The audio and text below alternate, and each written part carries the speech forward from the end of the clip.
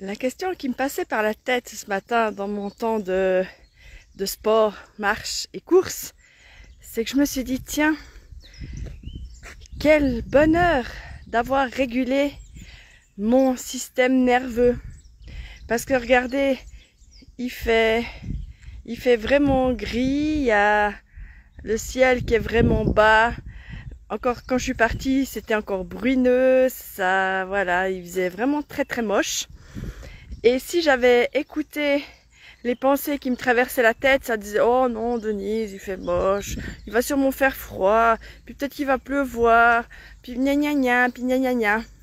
Et puis, c'est vrai que le lundi, c'est un temps que je m'octroie pour bouger, parce que j'ai vraiment besoin de ça.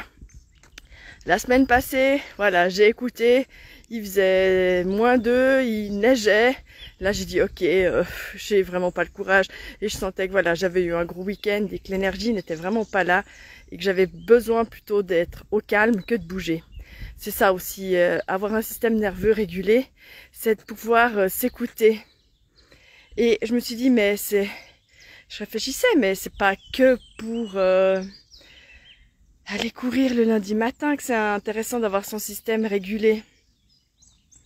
Puis non, vraiment, j'arrive avec, après il y a plein de choses qui arrivent en moi et qui me disent, maintenant c'est tellement génial parce que, en fait, ça m'offre maintenant d'être en pleine autonomie, en pleine souveraineté avec moi. Parce que si je m'étais laissée influencer par les éléments météorologiques extérieurs, après, c'est dans toute la vie qu'on peut se laisser influencer par son mari qui trouve que ça c'est pas assez bien, par ses parents qui font des remarques, par les amis qui pensent que si, voilà, par la société qui dit que c'est pas comme ça qu'il faudrait faire. Et quand tu es en pleine autonomie, eh bien, ça t'offre cette possibilité de faire des choix qui sont peut-être à contre-courant, mais des choix qui deviennent justes pour toi. Puis ça, je remarque aussi pour ma vie, ça me permet que une demande, ça reste une demande. Une discussion, ce n'est plus qu'une discussion. J'ai plus besoin d'être dans une discussion à prouver ma valeur, à me demander si ce que je dis c'est bien, c'est pas assez bien, ce que va penser l'autre. À pouvoir être vraiment qui je suis. C'est vrai qu'hier j'avais des invités et puis c'est une discussion qu'on a eue parce que mon invité me partageait que c'était compliqué pour lui parce que il savait dans certaines situations, surtout dans la famille, il savait pas il me dit mais je ne sais pas quel masque je dois mettre. Je dis waouh, ça c'est hyper intéressant ce que tu me partages là quoi. Tu sais pas quel masque. Ça veut dire qu'en fait, tu peux jamais être toi. Si t'es toi, il se passe quoi? Puis il me dit oui, mais si, des fois, je suis moi quand je suis à la maison ou quand je suis avec ces personnes-là, je peux être moi. Mais pourquoi tu pourrais pas tout le temps être toi? Et ça, c'est une question que je te pose aussi à toi. Est-ce que pour te protéger, souvent, tu dois mettre un masque ou est-ce que tu arrives à, en toute situation, être toi? C'est sûr que parfois, il faut mettre des protections parce que certaines personnes, tu connais comment elles réagissent et si tu veux pas t'en prendre trop dans la figure, eh bien, tu dois peut-être temporiser.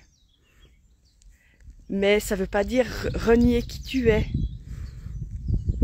Et c'est ça que j'ai envie de t'apporter si ça te parle. C'est vraiment le chemin que j'ai envie de proposer aux gens qui me suivent. C'est ce travail sur l'estime de soi. Retrouver en fait ta capacité à être toi dans toutes les configurations sociales dans lesquelles tu vas être. C'est ça, il me semble, l'enjeu de la vie, c'est arriver à enlever ces plures d'oignons et puis aller de plus en plus au cœur de ce qui tu es. Et ça, c'est accepter d'être vulnérable. C'est pas facile, hein. Mais accepter d'être aussi vulnérable, de dire que oui, tu n'es pas parfait, tu as le droit de te planter, tu as le droit de dire des bêtises, tu as le droit de changer d'avis un jour parce que tu évolues. Et c'est ça que je trouve intéressant aussi, c'est d'avoir un positionnement et puis après discuter, lire et te dire « Ah non, en fait, c'était peut-être pas tout à fait ça » et t'autoriser à changer d'avis. Et changer d'avis, pour moi, c'est pas être versatile, c'est évoluer, c'est accepter que un jour tu savais quelque chose et l'autre jour, t'as appris et puis t'évolues. Donc c'est tout ça qui te permet d'être en authenticité quand ton système nerveux, t'as appris à le réguler. Et puis après c'est des bénéfices jusque dans ton couple.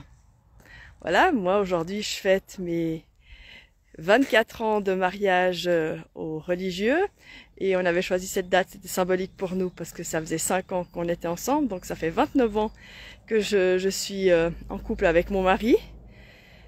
Et je vous garantis, que j'ai dû apprendre que grâce à lui, j'ai pu passer de la dépendance affective parce que oui, quand je me suis mariée, j'étais vraiment sérieusement dépendante affective et que j'ai l'immense bonheur, la chance, je sais pas comment faut dire, d'avoir un mari très intelligent avec le cœur aussi, une intelligence émotionnelle avec un sacré haut niveau et qui m'a offert cet espace pour que je puisse me déployer et cheminer pour moi.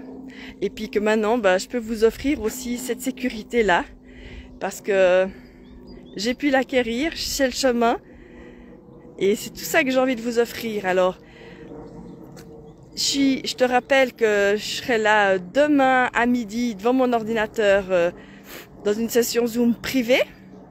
Donc si tu as envie de venir goûter un petit peu à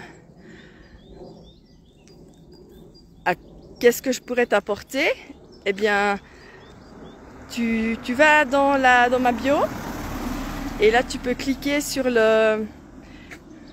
il y a un lien en fait pour t'inscrire, pour accéder à ce Zoom privé.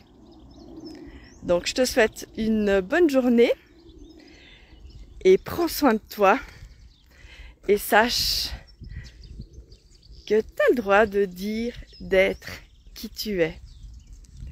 Et il ne devrait rien t'arriver de grave, que du bonheur. Bisous.